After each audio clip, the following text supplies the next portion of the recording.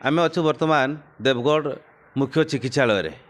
देवगढ़वासी अभियोग दीर्घ 10-15 दिन है देवगढ़ रु 5 किलोमीटर दूरतार बड़ मेडिकल आमर देवगढ़ स्थानांतरित होइछि किंतु अभियोग पौरांचल में बसवास 30,000 लोक बसवास करती किंतु देखा मिलूँ ये 10-15 दिन रे बहुत असुविधा होछि। माने आज आम देखुलु सर्वसाधारण एक प्रेसमिट डाकिले जे जिलापाल महोदय को 10-15 दिन आगु एक दायीपत्र जनईले आमर ये 24 घंटिया सेवा ये देवगढ़ जिला मझिरे जो डाक्तरखाना अच्छी जारी रहू। आमे वर्तमान आम गहरे अच्छा वरिष्ठ सांबादिक मित्र भानु महापात्र तांको पचारि बुझी देखा सार आपण खबर को स्वागतम कौन कहे ये देवगढ़ एत दिन थिला आमर मुख्य चिकित्सालय आउ कौन असुविधा हो कौन अभियोग अच्छी कौन अच्छी कहतु। बड़ दुख घटना ये डाक्तरखाना से जगह को जीवार आदौ ग्रहणीय नुहे। जो परी भाव में बर्तमान रोगी माने हैरान हेले ताने भविष्य में आहरी मृत्यु मुखरे पड़े।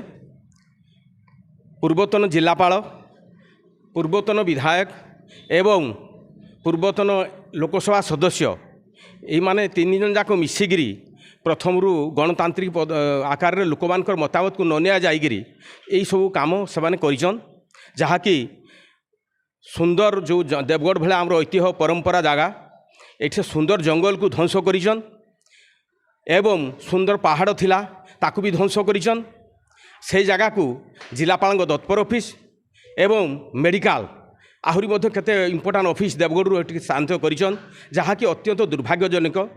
कौन सी लोक आम को पचरा उचरा न करी ये जिनस नहीं। एणु वर्तमान जिलापाल वर्तमान एमपी एवं वर्तमान कलेक्टर ये जिनस को हृदयबोध करी देवगढ़ जिलांकर बासींकर अंतर को हृदयबोध करी ये मेडिकल शीघ्र ये जगह को आसवा दरकार। आउ जो परंपरा को आज नष्ट करिसंती तत्कालीन जिलापाल हों कि विधायक भी हूँ किंबा एमपी हूँ तांको विरोध में दृढ़ कार्यानुष्ठान ग्रहण करा दरकार। कहीं देवगढ़ जिलावासी आज समस्ते यही फेस करुचन।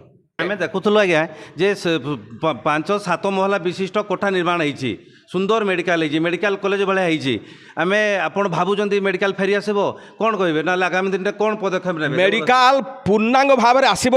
यही देवगढ़ मेडिकल वर्तमान जोड़ा अच्छी सामना 2-4 एकर जगह खुला अच्छी।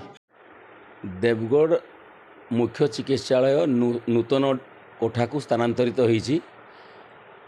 यह एक जुगान्तकारी पदक्षेप किंतु देवगढ़वासी से पुराना कोठार एक 24 घंटिया स्वास्थ्य सेवा सुविधा करने आम समस्त आवश्यकता उपलब्धि करुचु एवं आम सरकार मध्य उपलब्धि करुचंती एवं उपलब्धि करी स्वास्थ्य मंत्री माननीय स्वास्थ्य मंत्री मुकेश महालिंग महोदय एवं मुख्यमंत्री मोहन चरण माझी महोदय एवं आमर केंद्र मंत्री धर्मेंद्र प्रधान मध्य तांकर वार्तारे जे 24 घंटिया सेवा केमती जुगै दे तापाई चिंता करिसंती एवं मुख्यमंत्री सुपारिश करिसंती एवं धर्मेंद्र प्रधान मुख्य केंद्र मंत्री मध्य ता उपरे तीक्ष्ण नजर रखिसंती जे केमती देवगढ़ जिला स्वास्थ्य सेवारू वंचित न रहू एवं 24 घंटा सेवा मुख्य चिकित्सालय जोठी थिला पुराना कोठारे रहू।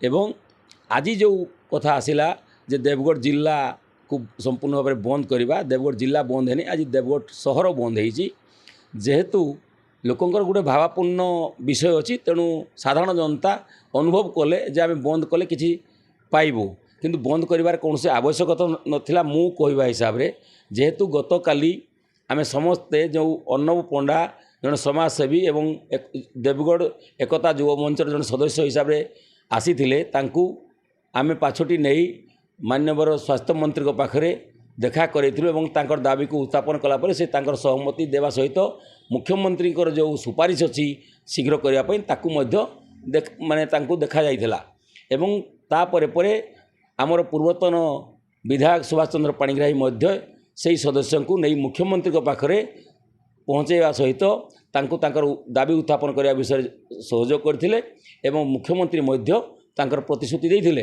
ତେଣୁ ଏତକ କରିବା ପରେ ସମସ୍ତ ଦେବଗଡ଼ବାସୀ ତାହା ଦେଖିଲେ ଠିକ୍ ଭାବରେ ଅନୁଧ୍ୟାନ କଲେ ଏବଂ କିଛି ଲୋକଙ୍କର ଅଭ୍ୟାସ ଅଛି ଯେ ଆମେ ବନ୍ଦ କଲେ କିଛି ମିଳିଯାଏ, ତାହା ହେବା କଥା।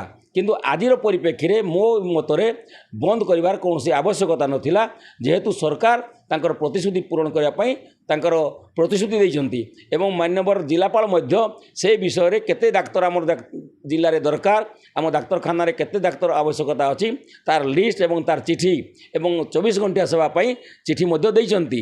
ତେଣୁ ଡାକ୍ତରଖାନା ଖୋଲିବାଟା ଏଇଟା ହେଉଛି ଆମମାନଙ୍କର ବି ସମସ୍ତଙ୍କର ସମର୍ଥନ ଥିଲା, ସମର୍ଥନ ଅଛି ଏବେ।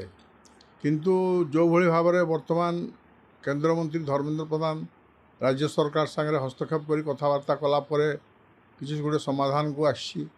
ତା ବାହାରେ ସ୍ୱାସ୍ଥ୍ୟମନ୍ତ୍ରୀକୁ କାଲି ଆମେମାନେ ସମସ୍ତେ ଭେଟ କଲୁ, ଭେଟ କରିକି ଦେଖା ସାକ୍ଷାତ ହେଲା ପରେ ସ୍ୱାସ୍ଥ୍ୟମନ୍ତ୍ରୀ ବି ତାଙ୍କୁ ସେ ପ୍ରତିଶ୍ରୁତି ଦେଲେ ଯେ ଖୁବ୍ ଶୀଘ୍ର ତାକୁ ସମାଧାନ କରାଯିବ। ବର୍ତ୍ତମାନ ଡାକ୍ତର ଅଭାବରୁ ବର୍ତ୍ତମାନ ସାଙ୍ଗେ ସାଙ୍ଗେ କୌଣସି ପ୍ରକାର ହସ୍ତକ୍ଷେପ କରିହେବ ନାହିଁ। ଡାକ୍ତର ଦେଲା ପରେ ଆମେ ତାକୁ 24 ଘଣ୍ଟିଆ ଖୋଲିବାର ବ୍ୟବସ୍ଥା କରିବୁ।